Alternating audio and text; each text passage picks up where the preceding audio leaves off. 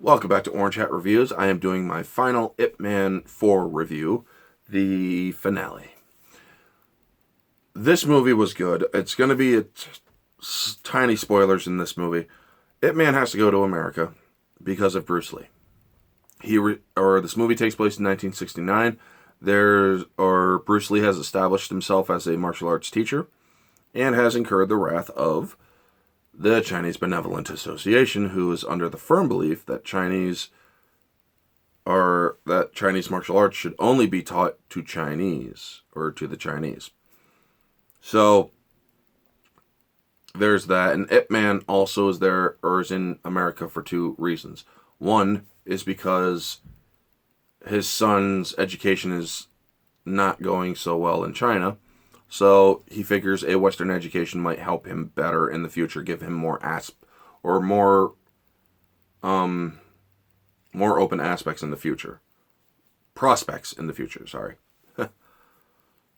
So he's there twofold. He needs the Chinese Benevolent Association to give him a recommendation letter for his son, but because he is backing Bruce Lee's belief that all people should be able to learn Chinese martial arts, they're not very willing to help him.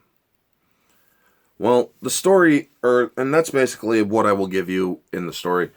Ip Man's journey in this movie is very well done. The resolution of certain characters, especially his own son and whatnot. One of the things I was always wondering after the third and fourth movie was, where was his oldest son who went back to Foshan? It's like, where is he? Why wouldn't he come back for his mother after the news dropped that his mother was dying? And where was he for Ip Man's funeral? Because yes, Ip Man died in 1972. It just makes you wonder, where was his oldest son? Because, well, I think that he has a right to know that his parents were dying, you know? That was the only real thing that I felt was missing in the last two movies, especially this movie, because Ip Man has laryngeal cancer and was diagnosed with it in 1969. Now, the story does have a lot of racism in it. It shows how the Chinese had to put up with a lot of anti-Chinese sentiment in America. There was a lot of Americans that did not think the Chinese really belonged here at all. And the Chinese had to put up with a lot of crap at that time. And yes, that is something that happened. Now, I do like how a lot of the stories around this stuff was resolved. And Bruce Lee's character in this movie was very well placed and very well done. The actor who they had play Bruce Lee, I thought, did a very good job.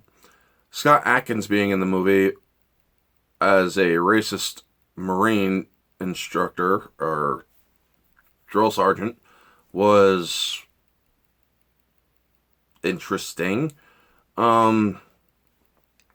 This movie basically had all the odds against Donnie Yen's Ip Man, and it did give another return to the unfair advantage trope, which, God, I just don't like that. I feel that it has been done far too excessively in movies with martial arts, where you're getting a seriously overpowered disadvantage, you know? But other than that, I thought this movie was pretty solid. Objectively, I would put this movie at an 8 to 8.5 out of 10. Subjectively, I would say it's a 9.5 to 10 out of 10. Now, moviegoer, I really like this movie as well. I would give it a 10 out of 10. It was very enjoyable. The life of Ip Man, however, or how it was displayed in the movies, I am very sure the movies did some embellishment here and there.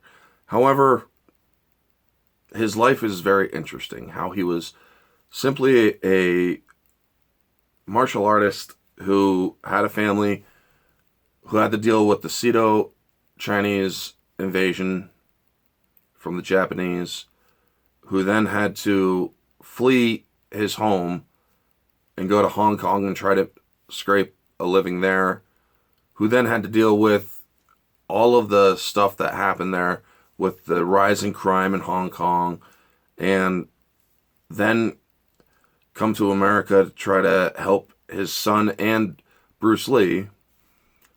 It was a very interesting story. It was a very good story to tell. And I am very happy to Odin and very thankful to Odin from OMB Reviews for putting these movies on my radar. Because I really enjoyed these movies for the most part. Yes, they had some flaws. Yes, there was a couple things I didn't like. But I really did enjoy them thoroughly. Anyway, folks, that is going to be the review. Thank you all for tuning in. Thank you all for those who watch these reviews. If you like this video, please feel free to like, comment, subscribe, share, all that jazz. Let me know your thoughts down in the comment section below. What did you think of Ip Man 4 if you have seen it? If you have not, well, I hope I didn't spoil it too much for you. And I hope you enjoy these movies as well. Anyway, folks, this has been Orange Hat Reviews. Catch you all on the next one. Until then, stay humble.